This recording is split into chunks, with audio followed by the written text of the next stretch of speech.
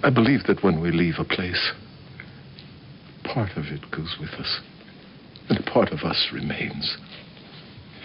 Go anywhere in the station when it is quiet, and just listen. After a while, you will hear the echoes of all our conversations, every thought and word we've exchanged. Long after we are gone, our voices will linger in these walls for as long as this place remains. But I will admit that the part of me that is going will very much miss the part of you that is staying.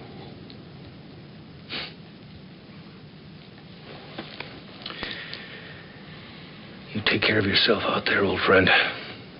Maybe we'll meet up again down the road a ways, huh? Maybe so. When this place was built, I think irony was one of the primary materials used in construction. I find I'm actually looking forward to seeing the universe with you alongside, Lyta. Perhaps we'll find something extraordinary. Perhaps something extraordinary will find us. Either way, it's going to be quite an adventure. I smell another book coming. What a wonderful idea. On an all-new Babylon 5, it's a time of transition. You have to leave because everybody wants you. And I have to leave because nobody wants me. Stephen tells me you're leaving too. A time of turmoil. Go home. Don't turn your back on me, Jakar. In the next couple of days, someone's going to try to kill you. Both of you. A time that could turn tragic.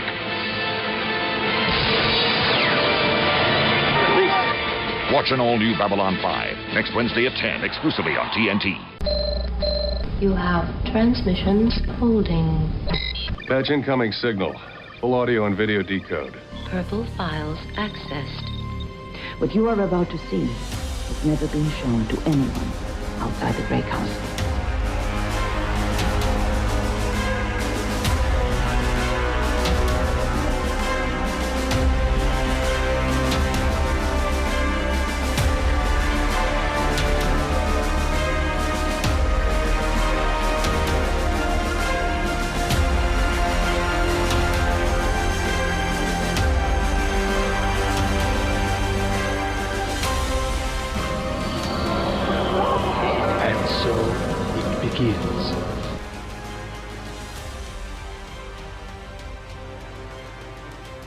Hello, everyone out there in podcast land. Welcome to Gray 17, the number 3 TV review podcast in España. I don't speak Spanish, especially not Spain Spanish, but thanks. Appreciate it. Yes. The Donde los Baños? That's all I got. Or Donde los Cervezos. I know that one too. Although that's probably not Spain Spanish, but whatever. But yeah, we're number 3 in Spain. Woo! We are a group of newbies watching Babylon 5 for the first time, and a group of first ones watching Babylon 5 for the umpteenth time. And we're here today to talk about the second to last episode, Objects in Motion. I'm Scott, and with me is Blake, Justin, Nicole, Emily, Mike, and Kevin. Before we get started, a reminder to join us on our social medias. We have Facebook, Twitter, Instagram. And then we also have our Patreon, which is there to help us buy booze when we all get together here for the end of the show. And also, we have great thank you to our producers that are listed down below. Those are our Grey Council members who donate the largest amount every single week. We also got a brand new Grey Council member. And we also have links to our other merch store, Redbubble, which for the first time in almost a year, somebody bought a magnet from Northern Ireland. It's the no boom today, but boom tomorrow magnet. Are we really sure we want a boom tomorrow magnet in Northern Ireland of all places? Awkward. Just saying. A little bit of history. But yeah, check that out as well. And finally, if you can, please like, subscribe, follow. If you're watching on YouTube, click that notify button. We will be doing some more lives before this is all said and done. So make sure you click that notify button so you can get notified as soon as we do go live. And if you can, please leave a review. We didn't get any new Apple reviews this week, but we did get an Audible review because we are on Audible, surprisingly enough. And this comes from Adam. A zany cast that would be great to have a drink with on the Zocalo and beyond. Oh, you haven't seen us drink. Hell yeah. I would not recommend that, Adam, but whatever floats your boat. So Adam says, came into the podcast early, and I'm dreading the end of the B5 run because I have made these people part of my Wednesdays. I can honestly say I want them to stay together and continue through their other 90s franchise after the Babylon 5 run. Maybe wander out of sci-fi for the next jaunt to the Highlander series or Forever Night. Ugh, Jesus. To see if the ladies enjoy these stories more. The gang has become dear to me, and I cannot hear them without thinking of conspiracy theories, baby arms, space magic, pink panties, reptilians, and dressing gowns. In parentheses, the Triluminaries are space magic. They literally move the plot along and are never explained. That's magic, baby. And then it says, keep it up, gang. Thank you, Adam. We appreciate it. Aw, that was good. That was sweet. But Scott, the reviewer wants to drink with us. You made it sound like that could be a problem. We're a fucking delight, especially when we're drinking. Especially when we have Jessi with us. She's a real fucking delight when she's drinking. Yeah, Adam said he does like the conspiracy theories. So bring him on, Adam. If you're buying, we're in. But we are damn close to 500,000 views and listens. And so I really want to hit that number before we're all said and done. So help us out. Share, like, subscribe, leave a review. That will all help the show grow. Okay, so let's go ahead and dive into Objects in Motion. And I believe Nicole has a synopsis for us. Yes, I do. We see a familiar face visit Babylon 5. We find out Lise and Garibaldi are wanted by an assassin. We say goodbye to some people that are very dear to us. Well, one of them is at least. And then there is a assassination attempt, which kind of goes awry. The targets were not hit, but one person was a casualty of that, but they didn't die. Then at the very end, another person leaves, and it's a sad day. That's my wrap up. Sad day. Sad day. Yeah, there's going to be a lot of... Nicole messaged us and said she's wiping away tears as she was watching this episode. Bring some tissues, my friend. You got 2 more episodes of this shit. Just wait. Let's go ahead and get to our first impressions from our newbies. And we'll go to Emily first. Emily, first impressions. I knew you were going to do Tell that. us how you hate this episode. I don't hate it. I don't love it. When's the last time you loved an episode? I don't know, season 1. Jesus. Honestly, I can't remember. There's a good chance it was season 1. It was nice to see Garibaldi kind of getting back to his old security spy snooping bullshit. That was enjoyable. I do have questions about what the good doctor can accomplish in an hour. And what's the deal with Lyta in that straitjacket? She seemed to like it since she obviously had the power to get out of it. She literally said she kind of likes being bound. Take that as you will. I have questions about that. Did you see the look Chikar gave her? He's like, this is going to be a fun trip. Yes, I did notice that. Justin, first impressions. Yeah, I mean, I liked it. It was kind of a tearjerker, at times. But we kind of all knew this was coming as we were kind of nearing the end, and this is the time where these things start happening. I like seeing Tessa come back, and actually I think that she's going to be a great fit in the new role for the intelligence person for the Alliance. It kind of gives Mars a little bit more of clout, which I'm all for. It's one of those things as to where you get to this point in the series and they kind of start wrapping some stuff up, whether you like it or not, or like how they do it. But I think it's kind of fitting. Kind of people start going their own ways. Jakar's off on he's finally had enough of this religious leader bullshit. So he's bouncing, taking the walking thermonuclear device, as Garibaldi said, along with him for the ride. I think it's fitting that Garibaldi steps away and starts doing what he does best and make all the elites on Mars very uncomfortable.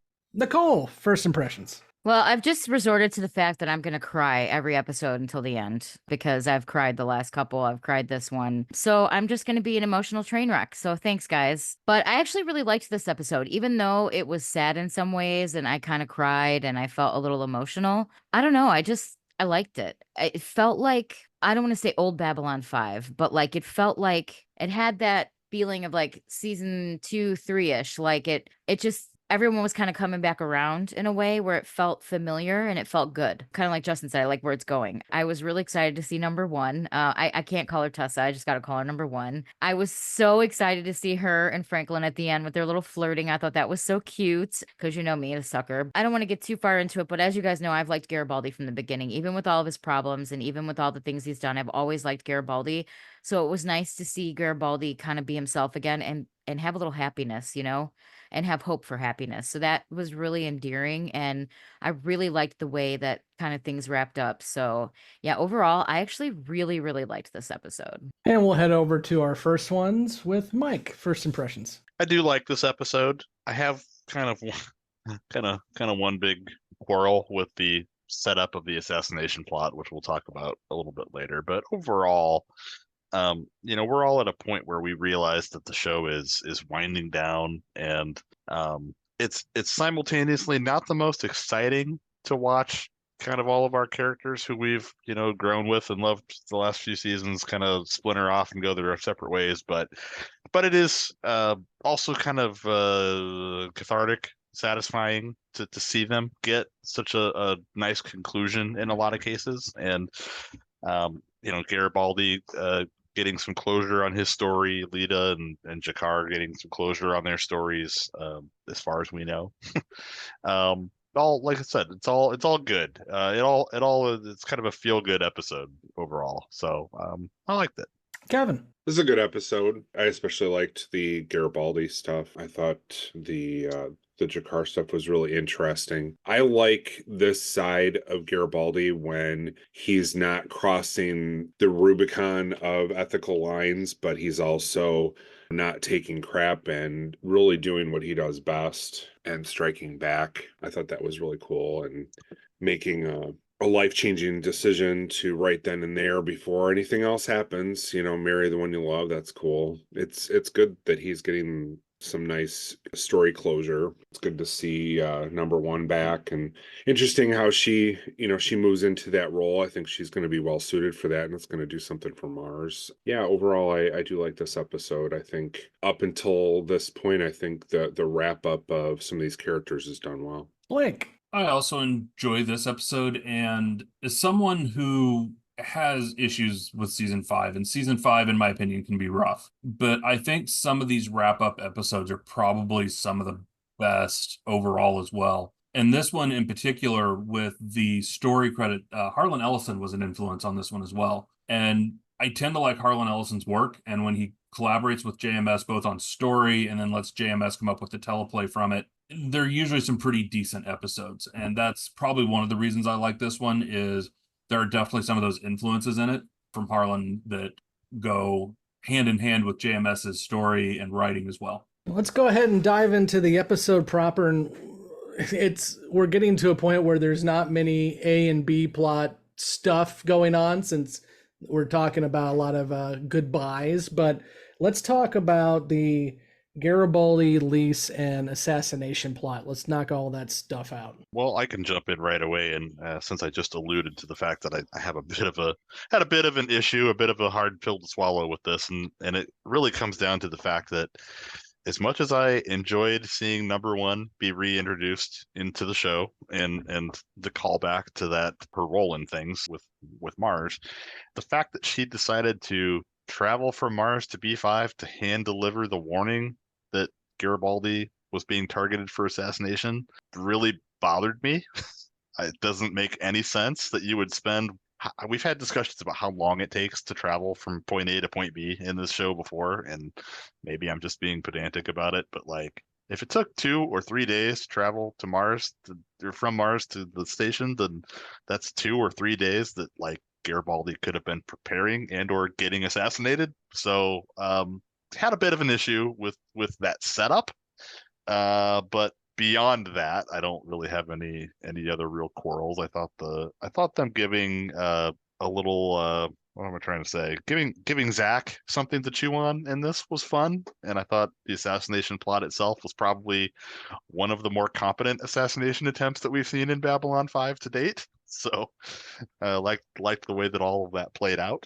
But yeah, just the setup part just kind of rubbed me the wrong way. Like, Well, I mean, without the setup, how was Franklin going to get hooked up? I mean, that was part of the story. Something had to happen to get Franklin laid by the end. But part of it, I think, is, and it's not in the story, but I kind of look at it as she wanted to go to B5. That was her excuse. Maybe not the greatest way to do it, but I think she wanted to be there because she wanted to deliver the other message to Sheridan about Earth fucking with Mars and causing issues since the independence. So I think that was kind of an ulterior motive with wanting to go in person so she could get in front of Sheridan with that particular message. Kevin? Perhaps Earth was interfering with communications like they were interfering with everything else. It's probably something you can infer from that, but I think I liked that it was not an easy thing for that assassin to hack the link, because they had talked about that before earlier in the series, that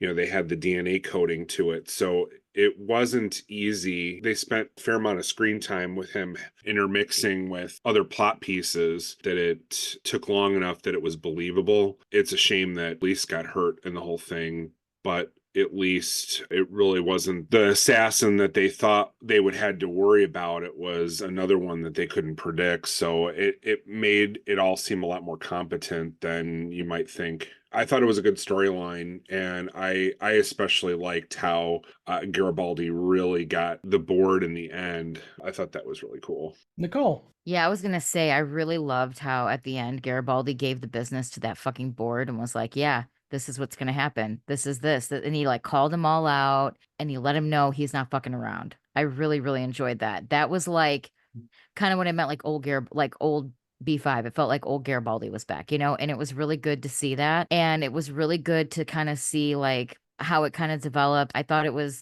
I didn't think that Narn guy would like try to assassinate Chakar, but I thought, he'd be pissed, and I saw him in the front row and I was like, oh, I hope he doesn't cause a problem. And literally they were able to fish out the assassin they were looking for, and they got him. So that was awesome. The way that they kind of did that with the frequency in his ear. I thought that was really clever. But I really also enjoyed Zach really stepping up. I think somebody said that, but even Garibaldi was like, Zach came up with this idea on his own, and Sheridan was like, yeah, you trained him well. So I thought it was all handled pretty well. I thought it was well written. There was some surprises. Like Kevin said, it took him a while to hack the communication link. And so I think the timing was well on it too. Like sometimes how some things can be rushed or drug out. I didn't think that happened here either. I thought from start to finish it was really good. And I hated his stupid face the minute I saw him, by the way, in the elevator. I knew it was him. I was like, this asshole, I bet you he's the assassin. And then he stabs the security guard. And I was like, I knew it. So for once, I actually was right about something. Mark it in the history books, people. Justin? I guess I'm the only person who thought that the assassin was incompetent with his entire approach to the whole thing, because if he's going to spend that much time and effort, I can imagine it was probably more than at least a day trying to hack into this comm, and the reason why he can't get into it is because it's genetically coded to each user, and he's, finds a way to override it. Didn't he realize that they're eventually going to discover his fake plant, and they're going to know that he's tapped into their network, and they're going to change things up? To me, it just seemed like that was a major slip up with him. Like, I think he probably could have at least stayed completely quiet, maybe dressed as a security person, hell, worn the old fake one himself, and then still probably tried to pull off what he pulled off, and maybe had a better chance of it actually succeeding. My whole thing with the board is, you can tell a bunch of these corporate fat cats had no idea who they were messing with when they went after Garibaldi, because especially, I'm going to call him Orson Welles, because the guy with the cigars at the end, they think that they had it all tucked away nice and neat. Oh, well, we found this one guy who did it, but sadly he hung himself. No, that's all there is to it. Okay, Lee Harvey Oswald. But, I think that, it was so good just to see him kind of pull one over their ears and like, you know what, I've got all the dirt on your guys. Oh, by the way, I'm kind of running this shit now, so I'll take your resignations by the time I get there. It was just brilliant to see him finally back to his old self. I can definitely relate. Sometimes you have to hit rock bottom before you build yourself back up, and he's finally getting it done, and he's gonna, I think, have a long and productive life ahead of him, making a lot of people on Mars miserable. Orson Welles, that shit's funny. You stole my Orson Welles joke, because it definitely was Orson Welles.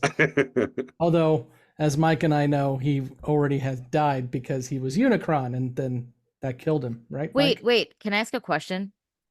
Who's Orson Welles? No. You guys have seen the movie Mr. Deeds, right? Oh God. Yes. Was that the same fat I guy in will the admit. restaurant?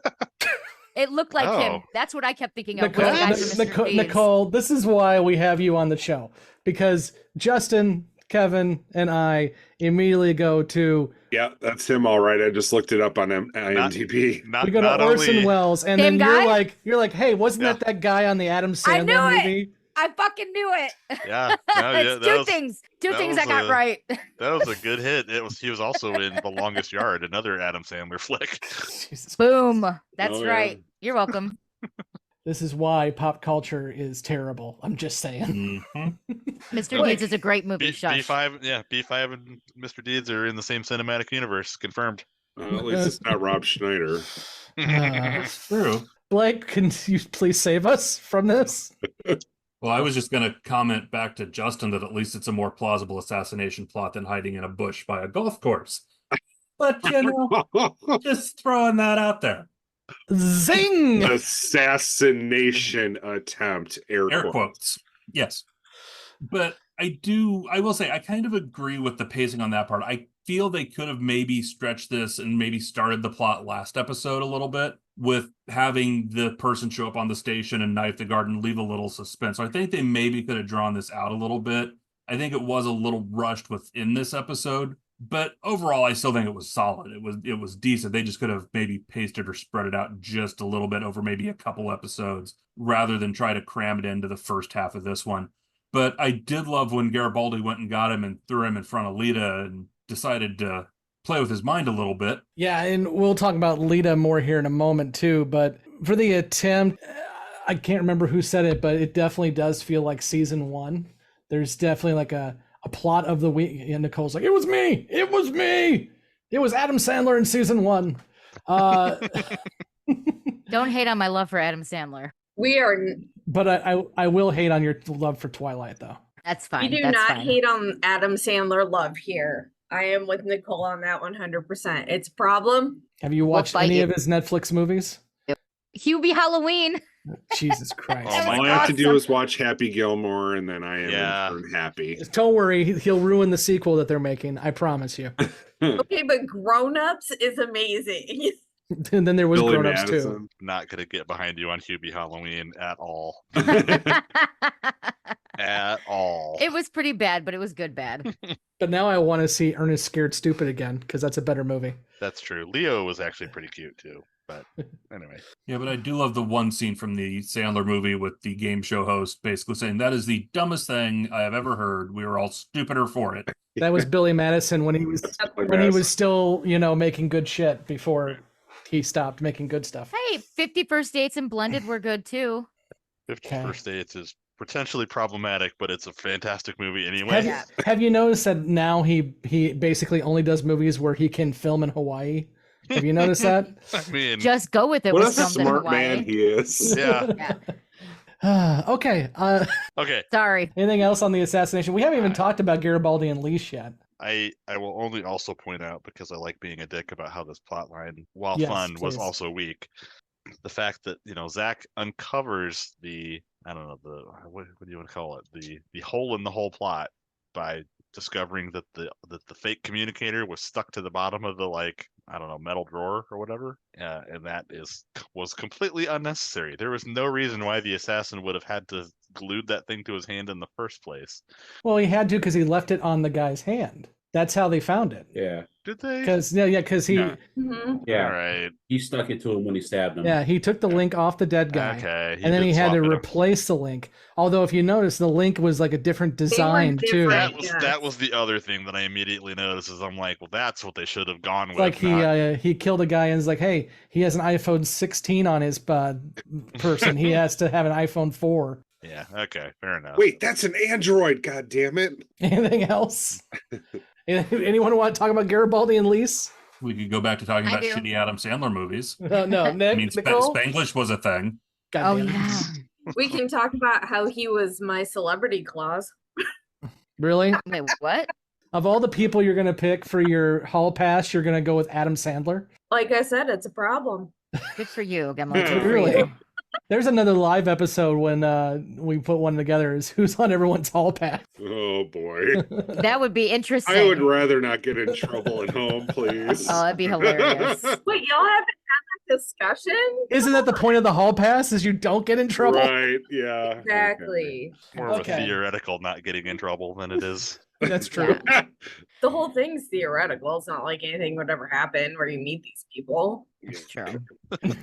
Anyway. All right. So Garibaldi and Lise. Okay. I am so happy they finally tied the knot. I'm so happy she survived her gunshot. I really like them together. I think that she is good for him and she'll help him. And she obviously cares enough that she is stuck around and been through the shit with him before. And I think that the fact that they kept coming back to each other and finding their way back to each other, I really think they're like meant to be. So I'm very, very happy that they're going to end up together. And it really made me feel warm and fuzzy because I'm one of those people to see like at the end, he was so excited and hopeful and happy. And we haven't seen Garibaldi like that. I don't know if ever, with actual stars in his eyes and hope for the future and excitement. And like, it just really, I felt like it was a great way to kind of wrap up his character because he's been through the shit. And he's always said from the start that Lise was his first love, his true love, his love. And the romantic in me was very happy to see it finally come to fruition. It really made me feel happy to see that. Emily. I'm glad Garibaldi's happy, but I do get frustrated with storylines where the guy has all these problems and it's like on the woman to help him fix it. I understand people need support when they're going through shit in their lives, but it does get annoying when there's a little too much focus on like, oh, she can help him or like encourage him to fix himself. But I am glad to see Garibaldi at least seeming like he's going to get shit back together and hopefully he doesn't drag her down with him. Justin. I didn't really have much to say because none of it surprised me. Nicole's comment about choking herself reminded me of an old joke. What happened when Cinderella got to the ball? Oh, God. Justin. That is all. Only 4 more episodes, folks. Oh, boy. Okay, well, it wasn't me popping in with bullshit this time. Yeah, this time. And I am proud of Justin for that one. It was Prince Charming popping in, apparently. Yeah. I could tell by the smile on his face that was going to be a problem. Speaking of gagging on things, Jakar. Let's talk about Jakar. Anybody want to talk about Jakar? How the hell do you follow that? Yeah. I thought how he handled the whole worship cult of personality thing with the and the guy that ended up being the assassin was a little on the cold side. It just seemed like a complete lack of understanding about where things were, and just that there was really no compassion for how things were. Not because I thought that it wouldn't be frustrating to be in his position, but that I just felt it was a little overly harsh while also trying to bring the guy out of his kind of hero worship thing. I wonder what everyone thought about that. Justin. Jakar wanted to teach people. He thought he had something to pass on. He didn't want to be a religious figure. He didn't want to be worshipped. So I can't necessarily blame him for reacting to it the way he did. And to me, the whole story with him and let's call him Assassin B, the whole thing with them is that whole story really talks more about religious zealotry than really it does anything else. Look at the leaders who come to be worshipped and adored and who are murdered by their own, not even leaders, but celebrities. Look at Selena, Mahatma Gandhi, who end up getting killed by their own people. They say don't ever meet your heroes because you'll be disappointed. Well, this was an ultimate case of that. He expected something from Jakar that Jakar didn't want to give him, and so it completely shattered his sense of who this person was in his eyes, and he felt the only recourse to that was to completely take him out. He didn't want him to leave. He either wanted him to stay on Babylon 5 or go back home and lead Narn, and Jakar didn't want either one of those. A sad situation for him, for the guy who felt like he had no other recourse than to do it. But it's blind idolation is what leads to a lot of these situations, and unfortunately we see it in many different societies throughout history and the bad consequences that come from it. Nicole. So 2 things I kind of wanted to touch on. One, I wanted to answer what Kevin was asking because I also kind of felt like the way he handled it when he broke the doll and he did that, it felt very unlike Jakar. Because usually Jakar is very empathetic and very well spoken and very kind, and he was very mad once the guy said that he made those dolls or whatever. So I can understand his frustration and I can see why he was mad, but it just seemed a little uncharacteristic for him, the way that he reacted to that guy. But everyone has a limit and everyone has a moment, and I guess that guy just pushed him to his limit and he snapped. But I will say the goodbyes with him, with Sheridan, and just in general, him leaving. He called Sheridan John, and I'm pretty sure that was the first time he ever called him John. And they were arguing about it. And I thought that was really cute, the way that they kind of had that little argument or whatever. I really got emotional during that scene too, because I thought it was very well acted, but also he wanted to say goodbye to Dylan, but he wasn't able to. And so it just seemed so like, I don't know, goodbyes are hard, right? So it just seems so hard and so permanent, even though he said that basically you take a piece with you and you leave a piece here. And the way he was speaking to Sheridan, it was very much back to normal Jakar and like his thoughtful things that he would say. So it was a pretty emotional scene. And then at the end, when he finally leaves with Lyta, he had a shit-eating grin on his face. So it was kind of a fun way to watch him go out. Blake. So I don't think Jakar's reaction was so much harsh. I think you could interpret it that way if you were looking at this episode on its own without the preceding pieces that came before it.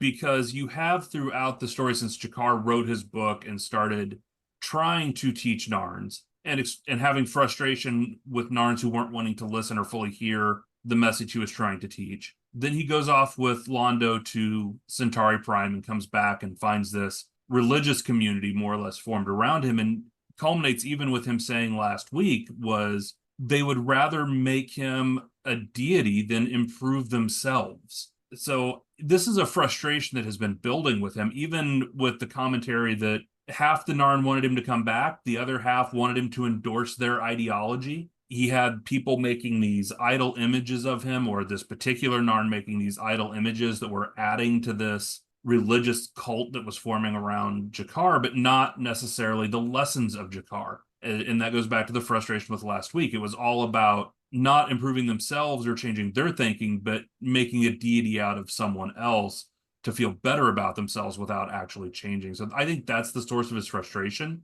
And it did boil over here, but I have a hard time saying it was harsh given the background and the buildup we've seen over multiple episodes of Jakar's journey from where he was to where he is now. Emily. I was actually gonna say kind of what Blake said. I wasn't surprised at Jakar's reaction because this guy, when he made this figure, statue, like idol of Jakar without Jakar's permission. This is something that Jakar did not want. That was not his goal. That was not his intention. His writing was taken without his permission. And yet again, somebody was doing something like for him, air quotes, without his permission. And we're going to assume that the guy was also profiting off it because I'm guessing he was selling them. So he takes his image, he makes these statues, he's profiting off him. And then he comes to him with these expectations of like, I expect you to be happy I've done this. I expect this of you. And I don't think Jakar had any other way to explain to this guy, this is not what I've been trying to teach in my, I don't even want to say they're actually lessons because that's not really what he's even doing. What his writings when he was processing his own thoughts and beliefs. So that wasn't the goal. And so breaking the statue was his way of showing this guy, that's not the purpose. And you need to accept that. And of course, the guy didn't. I thought it was actually a pretty logical and rational reaction to what, given everything leading up to it. Justin. Couldn't have said it better myself, Blake. I think you hit it 100% on the head because while you were talking, I was thinking about that scene where he's standing in the room and everybody's kind of sitting around his feet and they just keep asking him bullshit questions because they don't want to learn. They don't want to improve themselves. They just want the answers. And that's where a lot of people are who join these cults or join these groups or whatever, is they just want the answers to everything. They don't want to do the self-reflection. They don't want to do the inner searching. They don't want to think about what they're reading or what they're learning. They just want the quick answers so that they can move on with their lives. And Scott, I believe you have the hymnal. Yes. We referenced it last week. Yes. And from JMS's experience, yeah, he's basically the one that blew his gasket and said, go fuck yourself to the religious cult and left because of these very reasons. So we've talked about this before with JMS projecting himself into these characters. In this instant, in that moment, Jakar was JMS going from his life experiences into that moment. There's actually another one in the, as you refer to it, I refer to it, the hymnal in Becoming Superman. There is another story where Harlan Ellison, who, as you mentioned, Blake, had story credit on this one, gave out his personal number back in the 70s or 60s because, why not? And so a young JMS who is having writer's block called Harlan Ellison up one day, his idol. He had stolen books of Harlan Ellison out of the bookstore because he couldn't afford to pay for them. And this is before him and Harlan became very good friends. And he calls Harlan Ellison up and says, I'm having some writing issues and can you help me? Harlan Ellison basically told him to fuck off and said, call me when you learn how to write. So I don't know if this is them playing off that at all, but it's kind of fun that these two had that very same experience. And then years later, they would meet again and JMS would be like, hey, remember me? I called you. I was a fan. And Harlan's like, yeah, I told you to fuck off. Kevin. I do find myself persuaded it seemed to be the whole idol thing that really seemed to set Jakar off, and I can understand that it does feel like a bridge too far when you're already really being pushed to be in a position you super don't want to be in, and you're being made to leave and make choices you don't really want to make, and then all of a sudden the person who has been making the religious icon dolls confronts you and is like, hey, why aren't you glad about this? And Jakar's fighting the urge to either knock the guy out or say, go fuck yourself. Because she's not here this week, I will channel my inner Jessi. She talked about this last week on the show. You are not responsible for other people. If this guy wants to idolize you, wants to make you an icon, wants to have his entire life revolve around you, you can be nice if you want to be, but you are not responsible for his decisions. And Jakar is not responsible for this guy's decision. So I think after weeks and weeks and weeks of being dogged by these people and people making money off of him, yeah, I don't shed a tear for this guy, especially after he goes kooky and decides to pull a gun. Well, and you're right, Scott, because even during his exchange with Jakar at the beginning, when he was trying to talk Jakar into not leaving, he even said, yeah, you may not do this, but we chose you. You owe us. Yes. And stuff like that, almost like, you don't belong to yourself. You belong to us. Mm-hmm. We own you. You have to give us what we want. That is absolutely celebrity culture. That is absolutely what it is. You owe us because we made you a celebrity. Well, they're still humans. So try not to be a dick. Yeah, it's when you reach that point where like you no longer view the celebrity as a person themselves and take their agency away from them, as if they had some say in it. Like, they might have put themselves out there to be a public figure, but they are still people. They are still entitled to live their lives, The line, we are not responsible for your decisions. Man, that's something I wish I could say at work. Right? Okay, let's go ahead and move away from our good buddy Jakar and talk about Lyta and bondage. Emily, would you like to start? That might derail the conversation in a way you are not prepared for, Scott. Well, I mean, you're the one who posts smut on our Facebook, so I mean... But if anyone has fanfic about it, I might be interested. Maybe not, though. I don't know. Some of y'all are weird. You listen to us. I have wondered for a while. I'm like, I know Lyta can get out of that straitjacket, so why does she stay in it? What is it about that? And they almost answered it, but I'm still left with questions. Maybe it's to control herself around Jakar and his, magenta under clothes. Hey, we've seen his abs. I mean, who cannot control themselves? Kevin, what do you got? I messaged the first ones earlier today, and I was like, I totally missed, when we were watching last episode, that she was actually wearing a straitjacket. And I was like, whose fucking idea was that to put her in a straitjacket? Like it was really going to stop her. Like she couldn't get out of it, and she had to flick a Harry Potter wand for her powers to work. It's just, okay, sure. I don't know whose idea that was, but I think it was just to show Pat Tallman's cleavage, which I'm not complaining about. I like the fact that the episode absolutely calls it out. The only reason why she's in the straitjacket and in the handcuffs is because it makes other people feel safer. It does absolutely nothing. and she kind of likes it. Which again, the look that Jakar gives her when she says it, I'm just like, they're gonna have some interesting stories beyond the rim when they start flying out that way. Beyond the rim is right. I'm just assuming.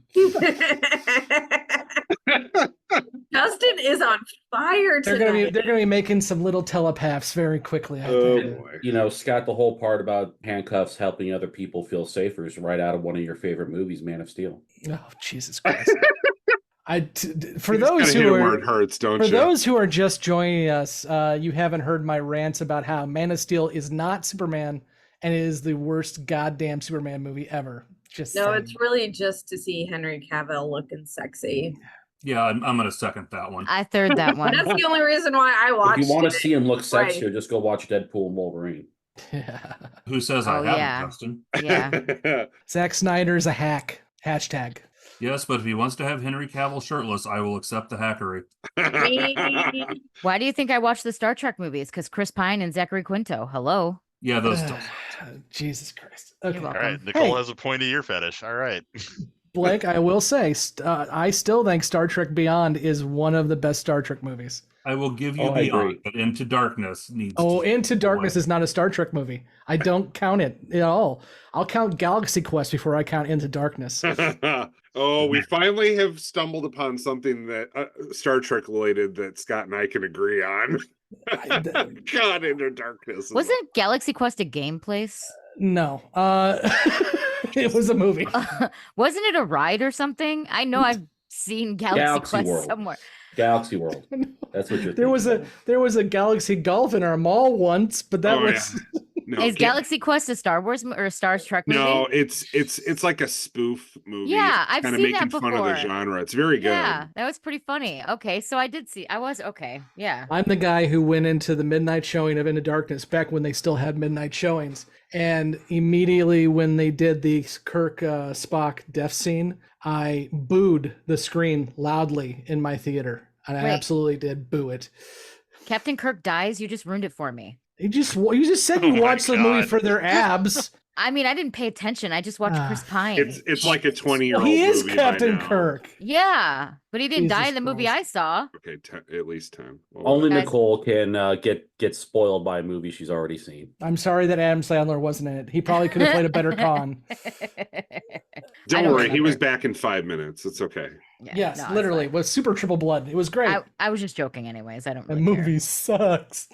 Okay, hi. Is it worse than 5? 5. Yes. Okay, look, we can get into this, Kevin. But I think 5 is not a good movie. But I love that 5 has the best interactions between McCoy, Spock, and Kirk of any of the movies. And then you turn it off when the credits start. Yeah, basically. Oh, who doesn't love row your boat? Come on. Exactly. I was like, these guys were the heart of the original series, and 5 is the only one that lets them be those characters again. Everything else sucks, but that is good. And how many decks is the Enterprise got? Yeah, About 75, right? Hey, the Sovereign class has 21 or 27 decks, depending on what movie you're in. So I do know that the Enterprise is a Star Trek ship. Bless your heart. I know two things. Yes, that- thank you for joining. You're welcome. Thanks for coming to Nicole's TED Talk. Nicole's like Captain America. I understood that reference. I'm the smartest person alive. I got one of your stupid references. I am so smart. SMRT. I am still proud of myself for the Mr. Deeds B5 connection. Thank Okay. you. I can't reference any Simpsons that wasn't 30 years old, so it's fine. Okay, anything else on Lyta? I mean, good for her for knowing her kink. That's all I got to say. Right? Knows her kink and has no pleasure threshold, so this might be fun for Jakar. Emily, I know that you've been the one saying the most that you're kind of disappointed that we haven't seen a telepath war, but I do like that we get the idea that when the telepath war starts, Lyta's not going to be sitting on the sideline, and Lyta's not going to hold back. She doesn't care anymore. She has no rules. And, we had the conversation last week about how Lyta is kind of, I don't know, the argument, which I did not agree with, but the argument was that Lyta is kind of behind the scenes or not really an active character. I think this just shows again that she is, and she's just tired of the bullshit. Yeah, her field of fucks is barren. It's dead. There's no way she can grow more fucks. Well, And I'll say, for my part, like, this is the first time in a while that I've actually been really satisfied with how Lyta was written as a character. Yeah. Yeah. I agree. I think in the beginning, when she kind of had the whole whipped dog thing, obviously I didn't love that for her, but I thought it was interesting and it made sense. And now I felt like they really struggled since the Vorlons got the fuck out of our galaxy to figure out where Lyta was going with her life. And, we had issues we obviously talked about in the last episode where she went a little bit terroristy on everybody.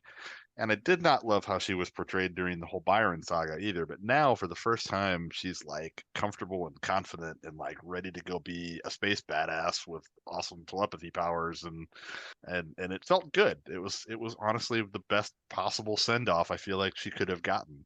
And at least they did pay for it with story, where it was believable what they set up, that her journey was to really hate the Psi Corps and feel like all telepaths that were some in Psi Corps, but mostly probably outside of it, were due some revenge and retribution. They paid for it. I absolutely agree. Yeah, and I just, we haven't had much Sheridan hate for a few moments here, so the fact that Sheridan once again says goodbye to Garibaldi and G'Kar and all of that, and just leaves Lyta alone, that's just bullshit. No, he's a douchebag. Zach kind of hanging around, I thought was kind of touching. It Yes. was definitely like, oh, she's leaving kind of thing. It didn't strike me as hey, I'm head of security and I'm watching her go because she's trouble. There seemed to be more to it than that, and I thought it was touching. Well, he's watching a woman he really, I mean, I don't know if I would say the word loved, but yeah, he was watching somebody that he really felt strong feelings for leave, and knowing he was never going to see her again. So, and if it weren't for that alien demon, maybe he would have had a shot. Yeah. I wrote that down, and I can't believe I forgot to bring that up, being the sucker for love. But when Zach watched him walk away and watched them leave, my heart was like, oh, it like tugged at my heartstrings, because Zach always cared for her, and he always never, like, he never really got his chance. And when he did talk to her, she like didn't recognize any of it because she was all messed up. So I really felt in that moment for Zach, because he was watching someone get away, that it was kind of like maybe his version of the one that got away in a sense. He was just watching her leave, knowing that it's never going to happen. And it's kind of heartbreaking. So are we not going to talk that much about Dr. Franklin getting it on? Well, I was waiting for you all to mention it, I guess. Man. Go for it. I mean, he actually sought consent for once, so that was nice. And they do have a set time limit, so I have questions, because it seems like this isn't the first time. And how often have they been hooking up, like, in the background that we haven't heard about? Well, we heard them literally, because remember, Marcus likes to listen. We found out he's a voyeur. Okay, but that was like way back then. But has it happened between then and this episode? Like, I doubt it. She was like, you know how I like the lights. Excuse me? Well, before they were in a cave, so. Yeah. I just want to know if she likes them on or off. Slightly dimmed, so it's like moonlight. There you go. She dresses a little severely, but she's cute. Kevin approves. Nicole? I was going to say, I was actually glad to see them at the end with the wine and talking. And when they're like, oh, it would never work. It wouldn't be practical. It wouldn't this. You want to go to the bedroom? Yeah. Like, it was like, who are you kidding? You're going to smash right now. You know what I mean? She's still somebody's number one. Yeah, she is. I have seen this episode probably 1,000,000 times, because I watched these last 3 episodes like a movie. But every time she yells, check please, I just laugh my ass off. Yeah, that was good. So She funny. grabs her coat, check please. Yeah, that was So good. Franklin knows what he's doing. Yeah.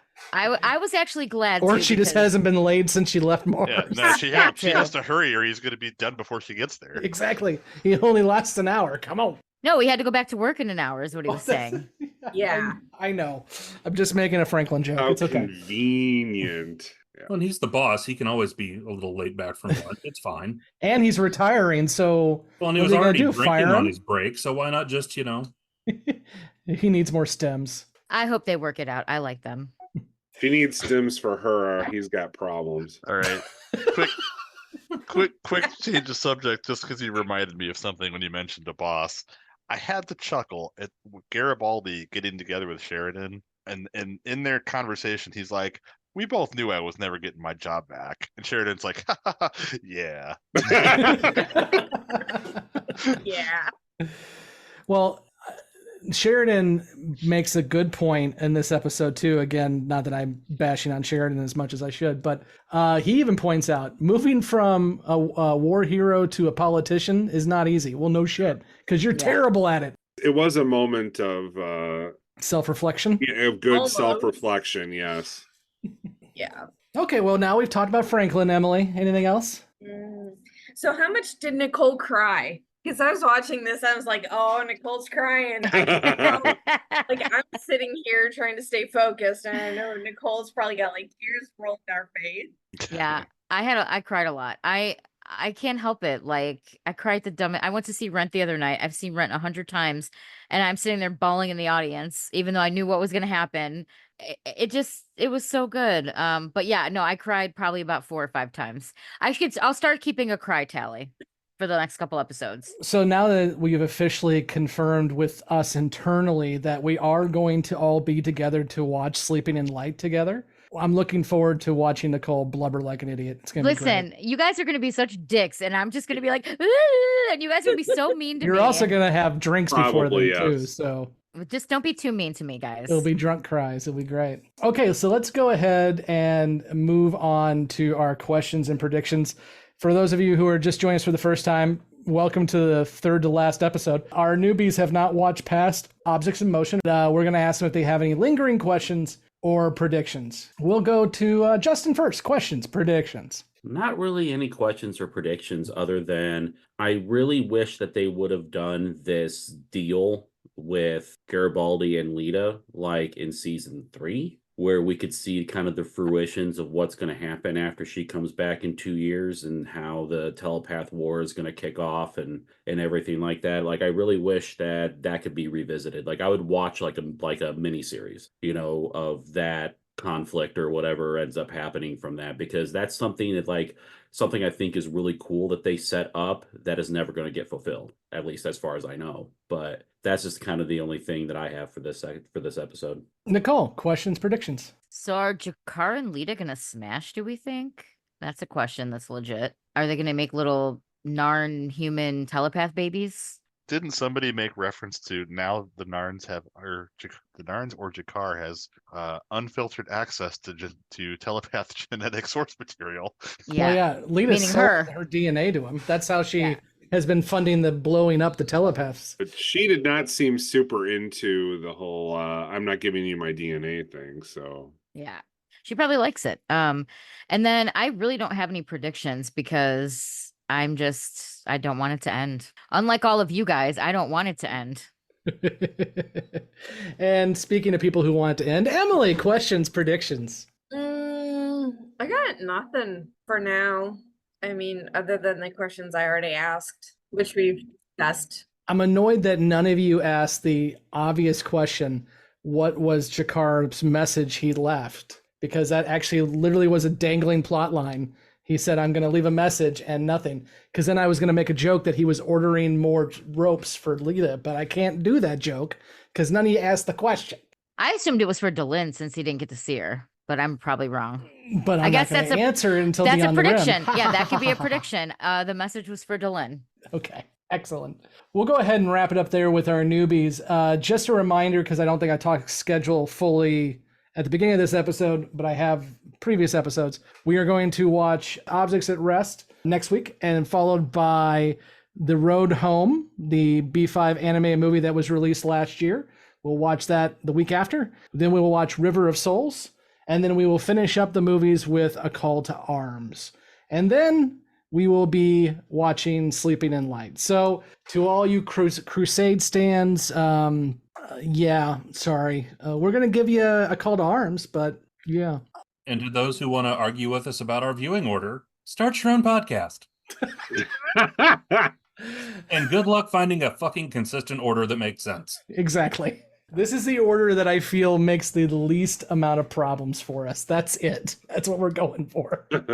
Because literally, not that it matters too much to the newbies yet, but The road home starts like 5 minutes after Objects at Rest. So we'll just go with that. There was a point where we were, I forget what season we were in, maybe season 2. And I'm looking at one version of Lurker's Guide. You guys are looking at another, and we're fighting over order and some other stuff. And then we finally realize we're looking at 2 different versions of Lurker's Guide.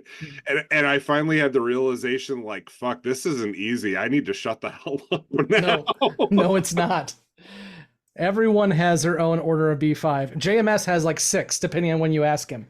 Yeah. So that's great. And then there's the whole issue with the broadcast order, because the broadcast order isn't the same in all markets because of the interference with ball games. So East Coast order isn't necessarily West Coast order, isn't the UK order. And then TNT was TNT. So yeah. Didn't we have an issue with HBO Max too? Oh, this is back when it originally ran, Justin. Yeah. These are order issues when it was original. HBO Max just tried the best they could figure out to put it in an order. And aside from one Delenn joke, like in season 3, they did a pretty good job. Yeah. Yeah. They just kept having things happen, like they needed some more production time because of, XYZ scene or something. So they had to switch things around a few times too. So it got really kind of messy at some points in the series, but we did the best we could. But you're welcome to disagree on your own podcast. The one that is we're referring to the most is somebody is very not happy that we're doing the road home and the movies before Sleeping in Light, but that's how they happen chronologically. So that's what we're going to do. And the newbies are like, I have no freaking clue. So I'm just watching as they tell me to watch it. They'll just cry in the order we tell them to. Exactly. Which I always cry at River of Souls. It's such a tearjerker. Never mind. It's some kind of jerker.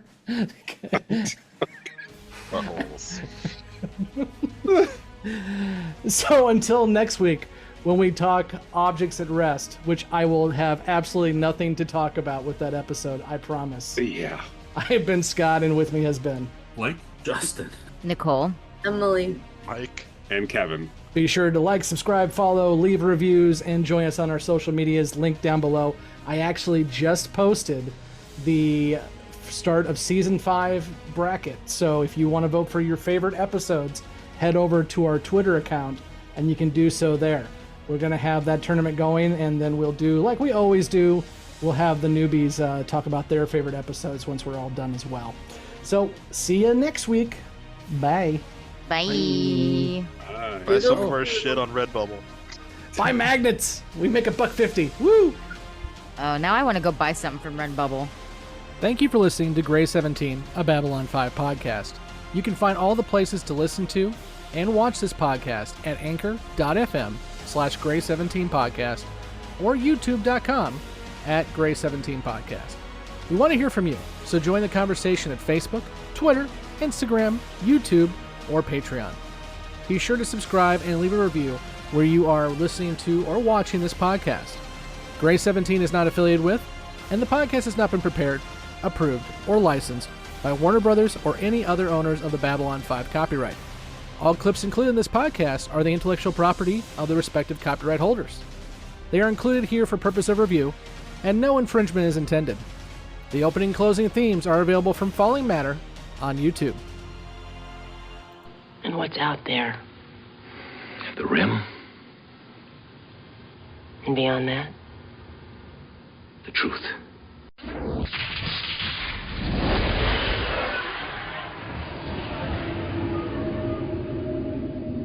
Welcome back to Beyond the Rim. Again, this is a spoiler section, so if you have not watched past Objects in Motion, be sure to hop off now because we're going to, I guess, spoil some stuff. But let's go ahead, guys, and start talking about the 2 questions and 1 prediction, kinda, that the newbies gave us.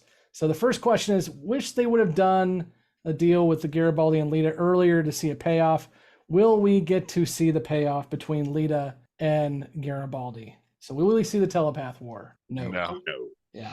And really, I think I get what JMS was going for back in the day. I mean, he was already guaranteed a spin-off series that was going to hopefully go for 5 years. Of course, we found out it didn't because it wasn't it wasn't good is the word you're looking for. Yeah, well, I mean, it wasn't good. You're right, but TNT also did not help that thing at all. They basically tried to kill it before it even came out, which is a whole story. So obviously, I think his goal was to keep the telepath war available to him for later shows or later tie-in materials or whatever. So he had no intention of tying up that loose end by the end of the season 5, but now 30 years later and we haven't gotten it. It's kind of frustrating that you never get an answer to that. Yeah, there's a Telepath War trilogy, but I haven't read it. But from my understanding, it does delve a little bit into some of it, but there's still a lot of details that are not made, that are not out there. But we do know that, yeah, Lyta and Lanier do attack Telepath or Psychor headquarters and blow it up. And we do get reference in Sleeping in Light that they are both dead, which Bill Mooney asked JMS because they filmed Sleeping in Light back in season 4, and it was called out that Lanier is dead. So Bill Mooney's like, is there a story there? And JMS always told him, yeah, there's a story there, but we never got it. I just wonder if it would delve into Garibaldi's involvement or Well, in Garibaldi's involvement, not so much in the Telepath War, but there's a whole book about Garibaldi hunting down Bester, which, again, I have not read, but so that book is out there and ends Bester's story with Garibaldi standing over his grave. So he wins that fight. Good for him. So are G'Kar and Lyta going to smash?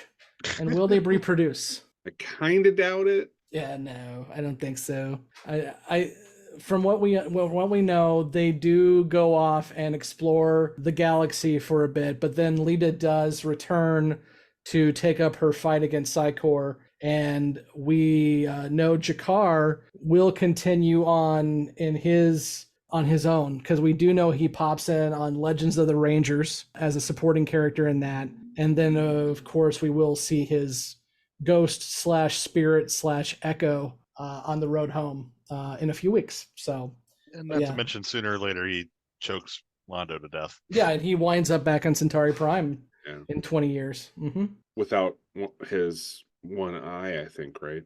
Yeah, he's got the patch back. Yeah.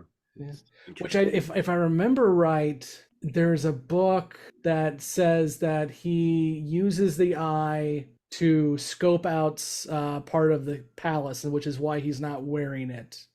But you can tell me in the comments why I'm wrong, but I think that's what happens.